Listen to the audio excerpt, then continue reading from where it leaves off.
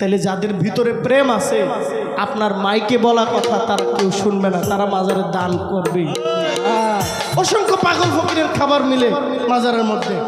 আপনার দরবারে খাবারের জন্য গেলে আপনি লাথি দিয়ে ফালায় দেন, একটা পাগলের দরবারে আসলে তারে লাথি দিয়ে ফালায় দেন না, তারে টেবিলের মধ্যে নিয়ে আরাম করে বসে খাওয়ানো হয়। পাগলদেরকে তুচ্ছ ভাববেন না, পাগলদের নিন্দা করবেন না, পারলে জড়ায় ধরবেন, না পারলে তাকে আস্তে করে তার কাছ থেকে কাইটা যাবেন, পাগলকে আঘাত করবেন।